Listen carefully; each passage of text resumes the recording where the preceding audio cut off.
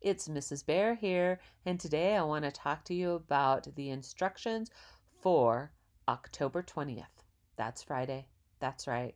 And yes, this video is being created prior to my surgery, so I can't give you an update yet, but hopefully I'll be able to create a couple videos for the week of the 23rd, and I'll be able to give you an update then. So let's go ahead and get started and talk about the plan for Friday. Remember, today's a showcase day, so you have less time.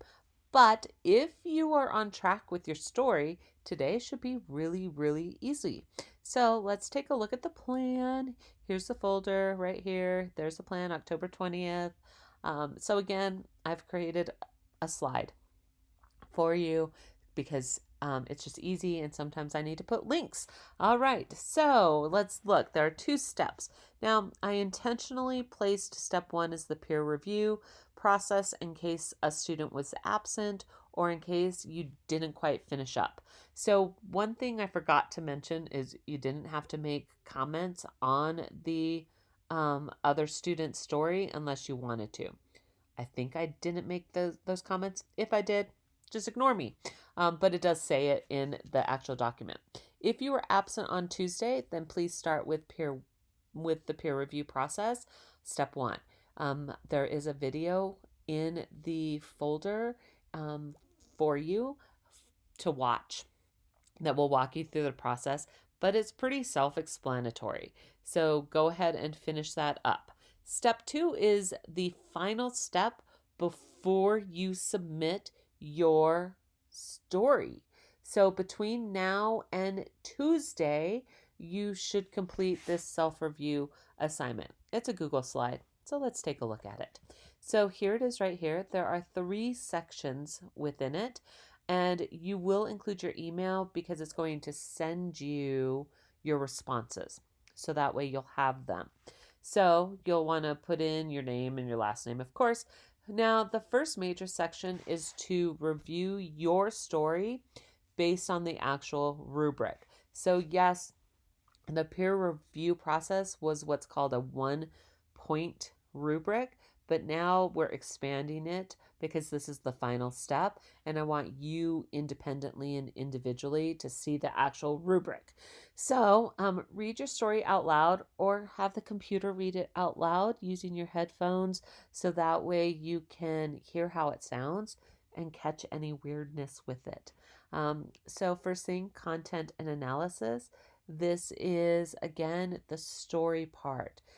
Did you actually orient the reader by setting out a conflict, situation, or observation?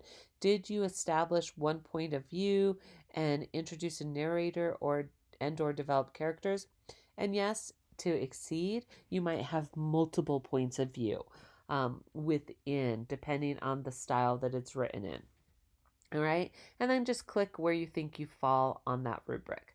Then you'll explain why you gave yourself the rating you did. Be specific so you know what to edit. The second part is narrative techniques. This is the sensory detail part. Same thing, explain. Then you have your coherence, organization, and style. Again, click where you think you fell, then explain so you know what to edit.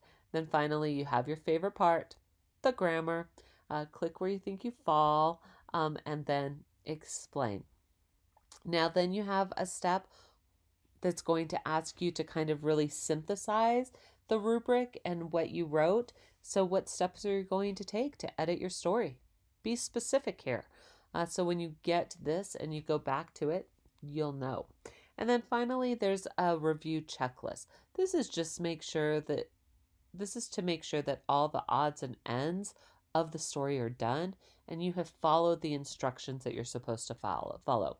So what's the title? How many words? Reminder, the word count should not include the header, the heading, or the title, and must be a minimum of 1,000 words. 1,000, which should put you at about page 3. Somewhere on page 3, maybe the top of page 4. Just kind of depends on dialogue and the words that you used. And then finally, check off all of the components that you've completed. All right, so this is about the whole process. It's just making sure that everything's done. Remember, shouldn't end in a cliffhanger. Needs a beginning, a middle, and end. I said that. It's in MLA format. Oh, big thing here. Have you resolved all the comments and suggestions made by your peer reviewer or yourself? I've noticed a lot of you really like to make comments on your work, and those show up in the margins. Resolve those. If you don't, they show up weird when you turn things in. So don't forget to resolve all of those. You don't want to lose points because you didn't resolve those things. And then, is it ready to be turned in? If the answer is yes, then immediately submit it to Schoology and move on. All right. I hope you have a great day. I hope that this isn't confusing. Don't forget to make final edits. This is the part to polish. Polish your story. Polish. You're not making major changes. You're just polishing it, making it appropriate for publishing. And with that, again, Kinky Boots, break a leg. Other performances, do a fantastic job. I look forward to seeing you in a week or so on the 31st. Ooh, Halloween. What fun. Have a great day, and we'll see you soon. Bye, everyone.